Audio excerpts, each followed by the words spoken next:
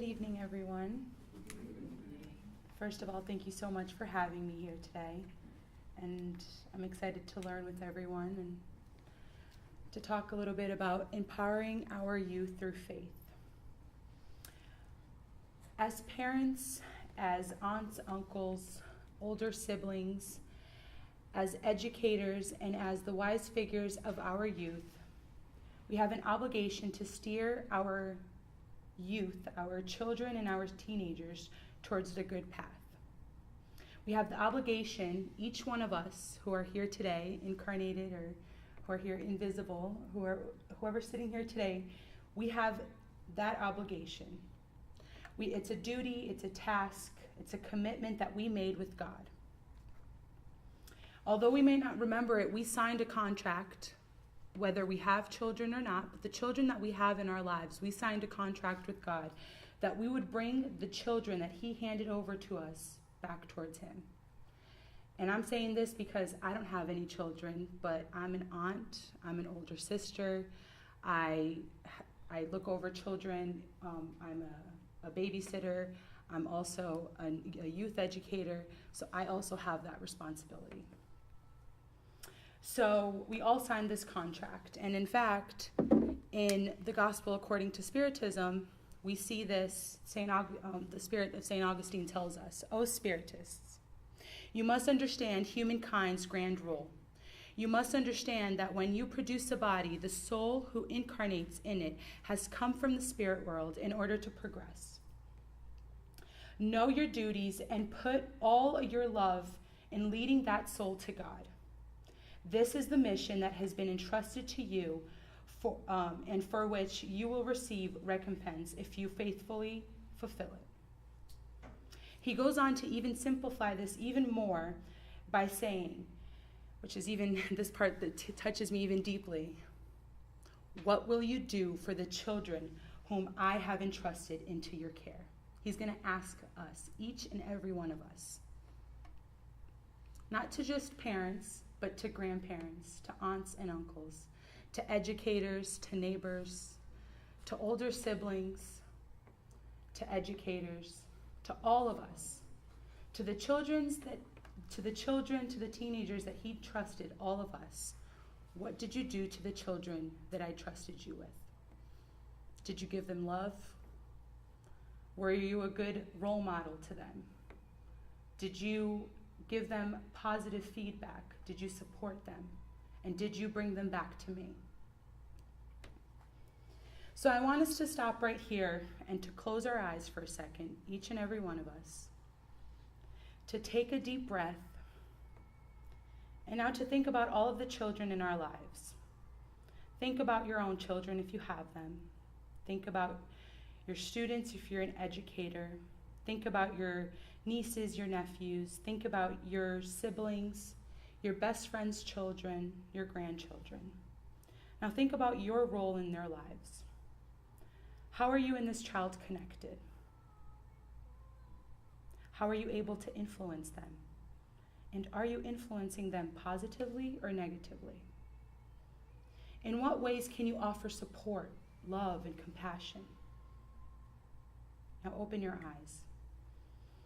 When I asked myself these questions, I have to say I felt overwhelmed. I thought, how can I offer another child of God guidance when I look for guidance myself? How can I offer love and support and compassion when I haven't developed those virtues yet? I'm being honest, that's how I felt when I did the same exercise. I felt small and insecure as an educator. I felt small and insecure as an aunt and as a sister to my 16-year-old brother and to my 13-year-old sister. So I felt kind of lost when I did the same exercise a few years ago. However, we must remember that Spiritism is the promised consoler. So for our insecurities and for whatever feelings that we felt when we closed our eyes and when I asked these questions, in Spiritism, we will find the security and the comfort that we need. So in it, we're going to search to get today the remedy that we need to empower ourselves so we can empower our youth, giving them the faith that they need to live out this incarnation to the best that they can, to their highest potential. So that when we come back to the spirit world and God asks us, what did we do to empower them, to give them the faith that they need? How did we bring them back to God, back to Him? We can say that we did everything that we could.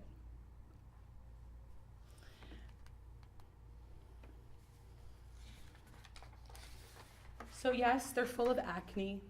They're rebellious. They throw tantrums. They're full of attitudes. Yes, they're the cutest things in the world. And for those who know me, I love children. If there was a child right here, I would drop this talk and I would be in that corner with that baby right now. And yes, they're full of energy and they're adorable. But one thing we have to remember, that once we peel away that innocence and all of that attitude, they are an immortal spirit. They are created simple and ignorant, just like you and I. They are our brother and sister. And they come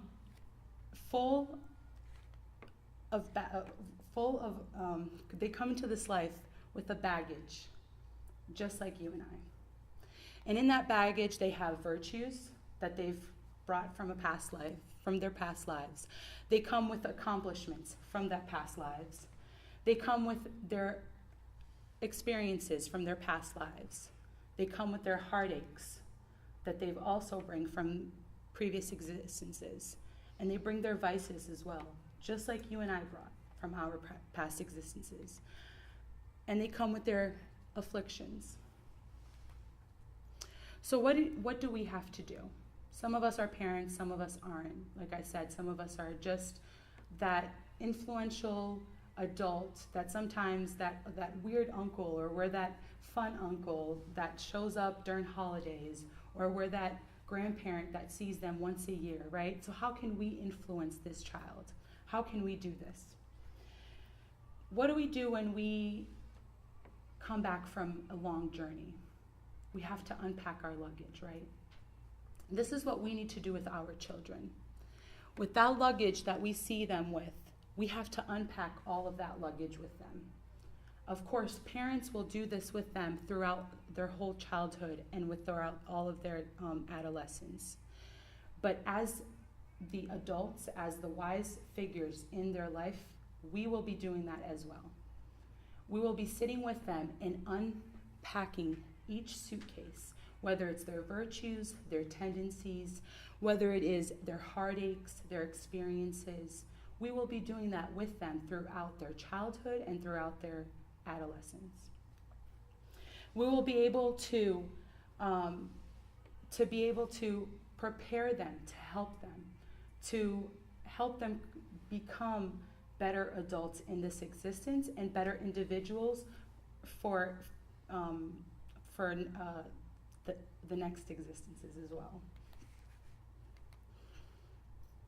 But some people may think this is a hard task, right? It seems hard.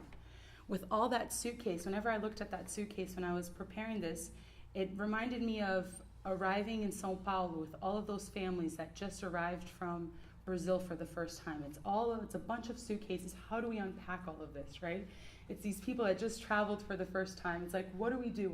How do I do this with these kids? How do we unpack imperfect spirits in their suitcases, their luggage, from millions and millions of experiences and millions of incarnations? How do we do that? Well, St. Augustine, again, provides us with the answer in saying it's not a difficult task. It's not as difficult as we think it is. It doesn't require the wisdom of the world. The uneducated as well as the learned can fulfill it. And Spiritism has come to facilitate it by making known the cause of the imperfections of the heart, of the human heart. So we're starting to find out the things that we need to know, right? We need to find out the causes of the imperfections of the human heart. By finding out what these imperfections are of the spirit, we can start to feel, to realize how we can help this imperfect spirit, these imperfect spirits that are coming into our lives. So it's important that we look, I'm going to go back for a second. It's important that we look at the spirit and see them as an immortal soul living throughout eternity versus as an upcoming professional living one existence. And this is where I come in with my disclaimer, because as an educator in the Spiritist Center, sometimes, like I said, I don't have kids, but sometimes we see a lot of parents worrying about, I need to enroll my child in the best school, which is great. It's awesome. That is very important, and we do need to do that as well. But when I was graduating from high school, a lot of people asked me, what do you want to be when you grow up? And a lot of people kept asking me that, what do you want to be when you grow up? What do you want to be when you grow up? And I had trouble with that question, because nobody asked me, what kind of person do you want to be when you grow up? Do you want to be a good person? Do you want to be a bad person? Do you want to be a person with a good heart? Everybody wanted to know my profession, but nobody wanted to know if I wanted to be a criminal. Nobody wanted to know if I wanted to be someone who's going to be loving, if I was going to be compassionate, if I was going to be someone with good virtues. But everyone wanted to know if I was going to be a doctor, a lawyer, which are good things for this existence, but I'm an immortal soul. I'm going to have more existences past this incarnation. So these are all things that we also have to think about when we're looking at our child, when we're looking at children in front of us, right? So we have to have a balance, of course. Academics are so important, and we have to think about that as well. So we have to, when we're looking at this child, we have to look at them, am I preparing this child for this existence, or am I preparing for both this existence and for eternity? So this is what's important when we're looking at that suitcase, that we make sure, when we're looking at that luggage, that we prepare, and that we prepare a plan for our children for that, right? And an example of this that I look at it as, in a lot of my, when we were looking at in classes, in a lot of my international relation classes, I had a professor, and he would always talk about how a lot of businesses throughout, a lot of companies in the world developed people to be great businessmen or great businesswomen, but they never developed them to be great human beings and to treat their employees to be great people. So there's a great disconnect in how we raise our children to be great, successful human beings as professionals, but not to be great human beings, right? So we need to find that connection. So here, St. Augustine in here is telling us, follow the words of the spirits, follow the teachings of our masters, which is laid out in the Spiritist doctrine, and you will see that it's within our reach. And then we find out that we are helping the spirit not only in this life, but we are optimizing their time here on earth, which is our school. And Cecilia Rocha, which is the author of a book which is translated into English, Along the Path of Evangelization, she says that a person, when educated through the light of the Spiritist education teachings, will gain great results from his or her incarnation that will aid in their progress. Undoubtedly, the period of childhood and adolescence is the most favorable time for the education of the incarnate spirit. Spiritism offers us the resources to aid in the development of the sense, to have a sense of a strong faith, right? So how do we do that? If we look at the tools that Spiritism offers us, we see that there are so many tools. So I wanted to focus today on 3 important things that Spiritism offers us that we can offer our kids. So the first tool that we're looking at is God. We cannot, if we think deeply for a second, what is God? And if we look in the Spirit's book, God is the supreme being, the first cause of all things, right? We teach our kids this as parents, as grandparents, as important figure in our children and our teens' life, this is the basis. By providing this, it's like providing a framework for our child and providing a framework for their faith. Because you can't teach them love, you can't teach them compassion without teaching them what God is. You can't teach them about life without teaching them what God is. And as educators, we talk a lot about this. Educators in the Spiritist education, we have to begin with God, what God is. But it's hard. It's hard for you to come in to a 3-year-old or to a 4-year-old or even to a teenager and come in and say, all right, God is the supreme being, the first cause of all things. How are you going to teach this to a 4-year-old? How are you going to teach this? There are some people who are in their 20s, in their 50s, who can't understand this concept, right? So how are we going to teach this to a child? So we bring in question number 4 of the Spirit's book, which says, where are the proofs of God's existence, or where can the proof of God's existence can be found? And we see that in the premise that is applied in science, there is no effect without a cause. Investigate the cause of anything that is not the work of human beings, and reason shall provide the answer. So how do we do this?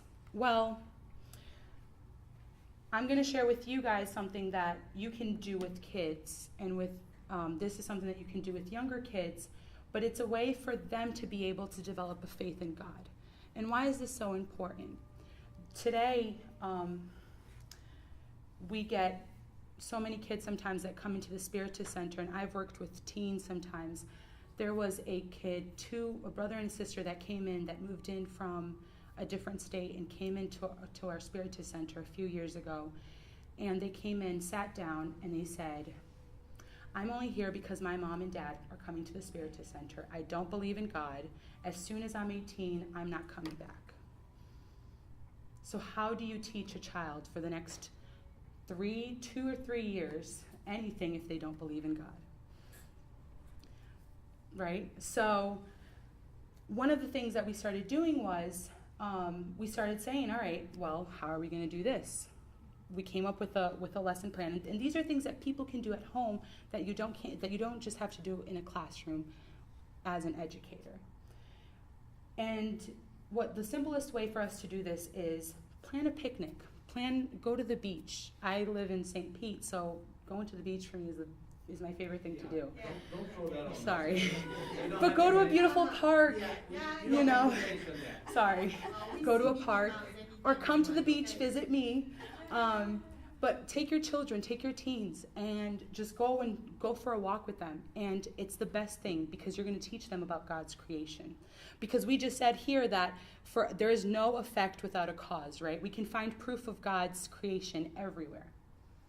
And that's what we're going to teach our children, and that's what we're going to teach them to them. And in this question number 4, Kardec even comments below it that to believe in God, simply observe the works of creation. So that's what we're going to do with our teens and with our children. So bring a fruit to your picnic. They're going to taste God's creation. Let them listen to the birds or to the ocean when I'm on the beach, and they're going to hear God's creation. Sorry, guys. I did this lecture back home, so it kind of worked with us there. Touch. Let them feel the sand or the grass here, and let them feel the dirt with their toes. They're going to be feeling God's creation. Let them see the trees, the environment. They're going to be seeing God's creation. Let them smell. What are you smelling in the air? Hopefully it's good smells like the park that you're going to be at, And this is going to be a huge moment for that child or for that teenager. Because not only are they going to know that God exists, but they're going to be feeling God through his creation. And that's going to be huge. It's going to be a critical moment for that child. And especially in the world that we live of technology, people don't even know what senses are anymore. Kids don't even know what senses are.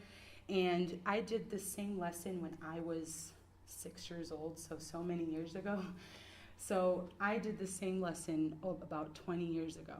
And to us, it was breaking, it was an amazing class with my educators. And we did the same class about 3 years ago, and the kids loved it.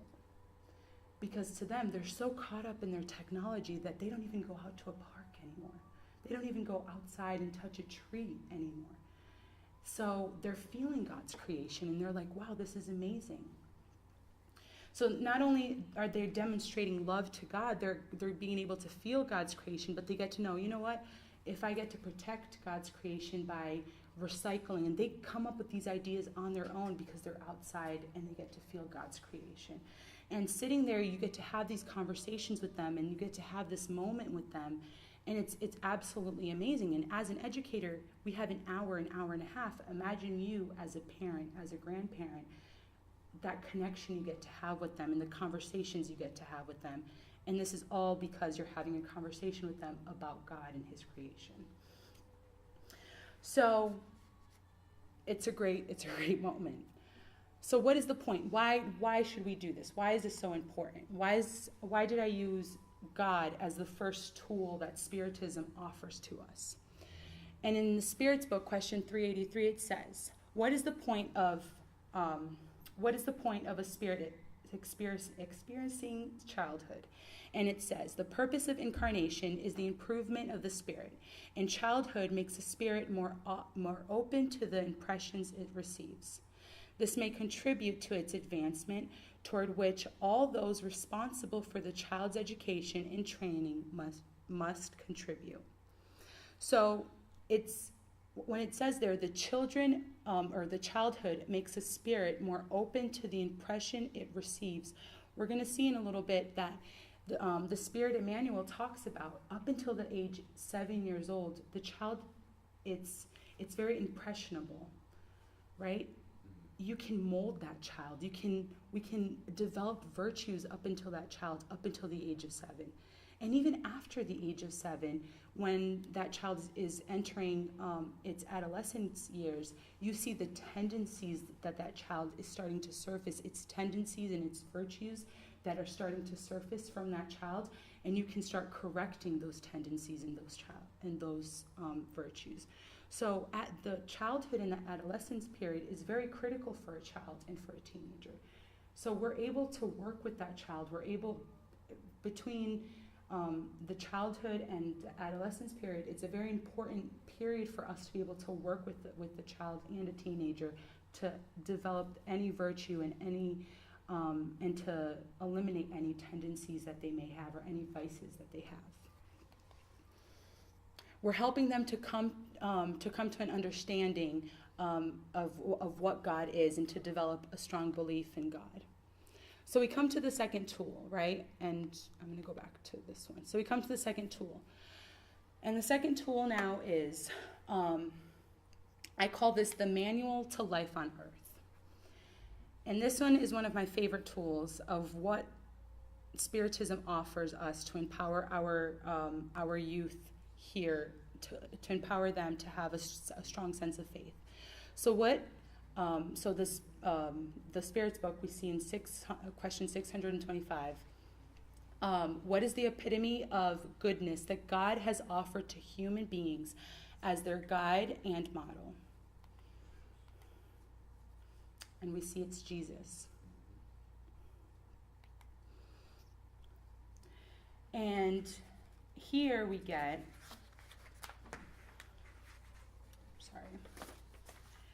we see that Jesus is the realization of the highest moral perfection that human beings may attain to on earth. God offers Jesus as our most perfect model, and the doctrine taught by him is the purest expression of divine law, because he was animated by the divine Spirit and was the purest being that has ever walked on the face of the earth. I call Jesus our survival kit, and we live in Florida, so he is our emergency kit. When anything bad happens, we think of Jesus, we ask for his help, but his teachings are our guide, right? His teachings, if you want to live the correct life, you want to live in the path, think of his teachings. And we think about that for ourselves, but imagine if we had been taught his teachings since we were 2 years old, since we were 1 year old, right? And imagine that if we could foster that same, if we could offer that same those teachings to our children since they were younger, what could happen? So I think about this. There's this episode called An Experience for Life. I'm translating this. It's uma experiência para toda a vida. So an experience for life. In the podcast called Portal Ser, and it has Haroldo Dutra Dias in it, and one of the special guests on this podcast, on this episode, her name is Sheila Passos, and she's a youth educator, kids educator, and she was giving her testimony on her experience with kids and how she taught them about Jesus. How did she teach them about Jesus? And to me, this was very important, because whenever I talk about Jesus to my kids and when I'm teaching with them, these are their exact words. They say, "Oh, that dude that lived 2,000 years ago." They're kind of right. It's a guy that lived 2,000 years ago. How do I make Jesus relatable to kids today? So when she was talking about it, I said, all right, I'm going to listen. I was automatically hooked. So she narrates her experience with younger kids. So she's talking about her experience with younger kids. And she went to this Christian store and she bought Jesus dolls and Jesus action figures. And at first I was a little bit thrown off by it, but she said, she went on and she was talking about how she has kids up until 7 years old, and she brings in Jesus dolls and Jesus action figures. And what she does is she has the kids every week play with these Jesus dolls as she's telling them stories. And she has them take care of them, play with them, and what she tells them is you have to take care of them in the best way possible. You can't let this Jesus doll fall on the floor. You can't let this Jesus doll cry. And it seemed very childish at first, and I didn't understand it. But what she was trying to say is, Jesus, what was his biggest lesson that he taught us? Treat others the way you want to be treated. And that's what she was doing with those 3-year-olds and those 4-year-olds, by having them take care of that Jesus doll with so much love, with so much care, putting clothes on Jesus as she was teaching those stories. Because what the child is associating at that moment is, I have to take care of Jesus while she's singing stories, while she's talking about love and affection and compassion and all of these different virtues. And to some people, this may seem ridiculous, but we have to remember that children are very impressionable. And we have to remember that, and in fact, and like I said, the Spirit Emmanuel says in the book, The Consoler, that the period of childhood is the most serious and suitable time to assimilate educational principles. Until the age of 7, the spirit is still in an adaptation period for this new experience on earth. And it is more susceptible to renew its character and to establish a new pathway. We need to nourish a child's heart with faith, with kindness, with hope, and with a faith in God. So what she was doing by having these children hold Jesus and play with Jesus, basically take care of Jesus as if it was a baby, to us seems childish, but they were literally taking care of it as if it was a baby Jesus. And they were loving it with so much care. And why is this important? By teaching a child from early on that Jesus is their friend, their companion, that is their guide through life, their best friend, and it's no longer a guy that lived 2,000 years ago. It's someone that is there with them each and every week, that it's someone that they had to take care of, that it's someone that it was relatable to them. And she goes on to talk about that the kids that as they grew up, they felt a deeper connection to Jesus than they did those who were taught about Jesus as a figure that lived over 2,000 years ago. So we're leaving massive love prints, as when I put this here, where did I put it? I put it before, but it's like leaving massive love prints in a child's heart, right? We're leaving these massive love prints in a child's heart so that when they grow up, they can say, you know what? Wow, Jesus. I got to play with Jesus when I was younger. I got to have these, whenever I was playing with this baby Jesus, my educator was talking about love, and she was talking about compassion, and we were having this deep connection, and they're making these connections with it. There's no greater way to cultivate a sense of faith, in a child or a teen than to develop a deep sense between that spirit that God has entrusted you with and Jesus. As a child grows and matures into a teen, however, a doll isn't going to make sense to them. As they're older, it's not going to make sense. So what can we do? With our teenagers, what we usually do is I bring in current events. And we bring in the virtues, the teachings, the morals, the parables, and we relate them to current events.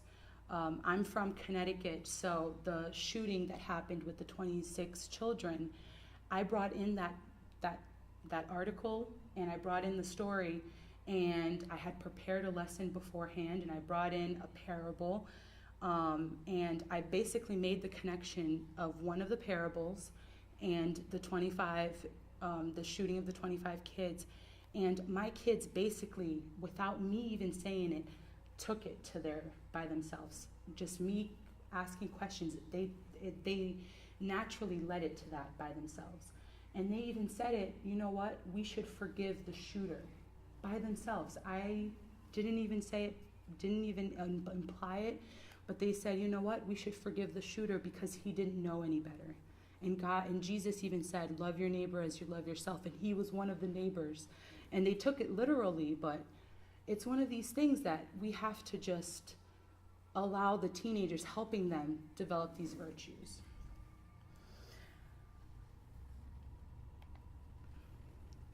So why is this important? We see that science is already showing that, just like how Shayla Pass was making this connection with a simple doll, science is already showing that in this book, The New Generation, the Spiritist View of Indigo and Crystal Children, which is a work by Givaldo Franco and Vanessa Anceloni, she talks about how there was a very interesting connection between the first years of life and the long-term impact of the adult phase, right? And the conclusion that came out of it was that there was a critical period in the neonatal phase that will basically define, that basically says what it came down to. It said that the neurons that are building inside of a child's brain, as they're making connections, as they're coming together, if there's a lot of stress that's being put inside or onto a child's brain, it's going to affect that child's behavior later. But if there's a lot of love and a lot of compassion being put into that child's environment, the neurons, when they're being put together and they're being developed in that child's brain, it's going to affect positively that child's behavior later on into adulthood. So she goes on to talk about that, and that basically connects with what Shayla Passos was saying it before with the doll, right? That the Jesus doll, when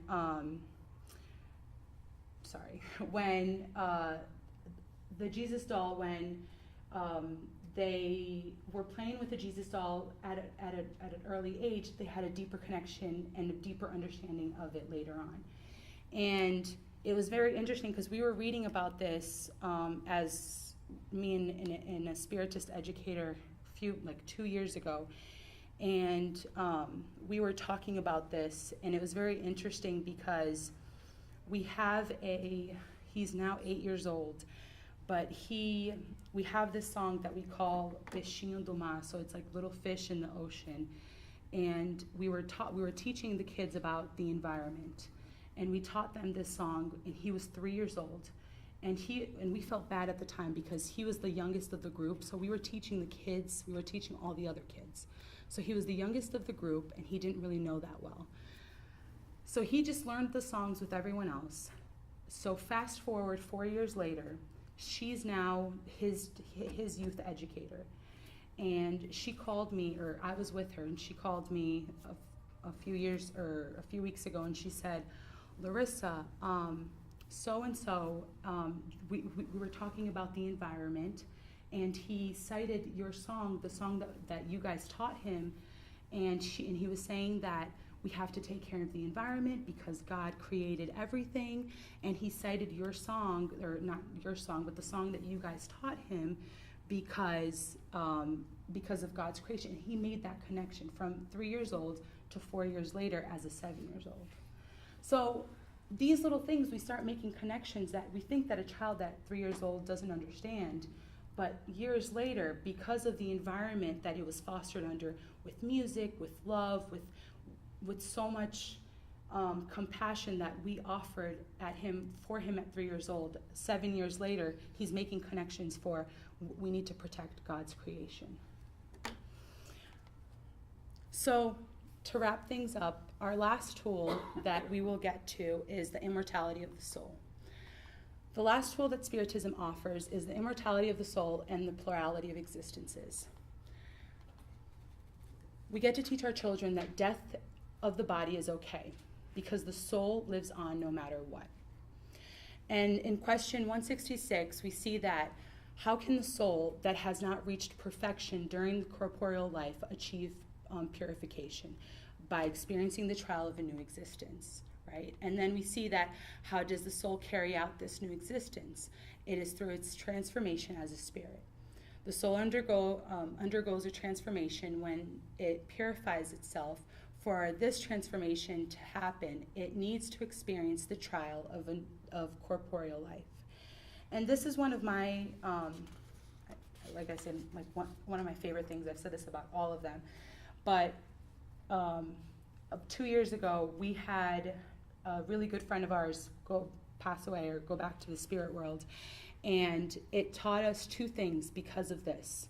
We were taught about the immortality of the soul and the plurality of existences. Our group of friends who we were all taught in the Spiritist doctrine, in the Spiritist Center since we were 6 years old, when he died at the age of 22, 23, he was 24, and when he went back to the spirit world, all of us at one moment, we got together. We did not feel a sense of desperation. We did not feel a sense of lost. We did not feel a sense of it was the end of the world. At his celebration of life, it's not that we felt better than the other people around, but you could see that his friends from the Spiritist centers, from his friends from high school, there was a sense of we were okay with his passing from the people that were just completely at dismay from it. And the biggest lesson that we got from this was his younger sister. His younger sister was 6 years old, and she gave a speech in front of everybody. And she looked at everybody and said, "My brother is okay. He has just gone to a better place, and we will see him as soon as we all go back to the spirit world." For a girl who's 6 years old to have an understanding of what was going on and to say this, it was a deep thing. Why? Because she has been going to the Spiritist Center since she was born. She lives in a Spiritist setting. Her mom had this composure at his celebration of life. We all had this sense of composure. So once we're able to offer our kids through this faith that, you know what, life continues. If we have a death of the body, but our soul continues, our spirit continues. Oh, no, I'm just gonna go back to that. And we get to offer our kids, we get to console them that mistakes are okay. We get to eliminate this idea of, especially now in our society, there's this idea of YOLO, which is you only live once. And a lot of college parties, a lot of fraternities, you hear a lot of this thing of you only live once, YOLO, people drinking to the point of almost literally passing out, literally to the point that they have to get their stomach pumps, and it's like this is our youth, our teenagers that are going through this. So why? Because they feel that they only live once. So I'm going to do everything that I can because I only live once. I witnessed in college once people throwing fish into my school is on the beach. Sorry. My university's on the beach. Sorry. My university's on the beach. So people were throwing fish out into like shark-infested waters, and people were jumping out into shark-infested waters because they only screaming out, YOLO, you only live once. Why? Because they thought that life ended there. And they were living up until the limit and seeing where they could. It's this adrenaline rush, and I don't even know how to explain it. But once you have this idea of, I don't live once, there are consequences, and you have this idea of this understanding of law and effect, and that life continues after this life, and I will have to not make up for my mistakes, but I will have to be responsible. Thank you for what I am doing. It's you don't participate in those activities, right? So we're able to empower our children and our youth to take advantage of this lifetime and of the opportunities. And to many of us did not have. I hear so many of my aunts and even my mom saying, I wish I was Spiritist at your age, or I wish I was just like you, that I was born into a Spiritist setting, because I wouldn't have committed the mistakes that I have. Well, our children have that opportunity. So as the influential and wiser role models in their lives, we have that opportunity to foster an environment in which we can eliminate this culture of YOLO, this culture of you only live once, because we don't live once. We live many times until we grow and we evolve. So taking action, and just to summarize here, what can we do going forward now? We can lead by example at home with our actions and it's supposed to be words, I'm sorry, with our action and with our words. Whether we are parents, we are grandparents, we are uncles and aunts, we are whatever we are in our children and our teenagers' lives, it's our actions that count and our words that count. So they have to match up. You can't say something and then not do it. And you can't do something and then say something else, right? They have to be equal. Do the gospel at home once a week as a family. This is something so big. We come to the Spiritist Center sometimes, but then at home we don't complete it with the gospel at home. That's something huge. And if you have kids and they are going to the kids in youth education, complete it with the gospel at home. See what they're learning at the kids in youth education, and then complete it with the gospel at home so they can have that complementary education at home. The kids in youth education classes in the Spiritist Center, support it. Find out what they're learning. Find out so you can ask them on the ride back home, hey, what did you learn today? What did your teacher teach you? Support your educators so that department in the Spiritist Center can grow. Because that department in the Spiritist Center is such an important department. It's such an important, because it's not only supplying the future kids of tomorrow here on earth, but it's also supplying and it's also forming the future kids it's also forming the future kids in the future incarnations, right? It's the future individuals. So we have to keep that in mind. Having kids volunteer at the Spiritist Center in the community and beyond.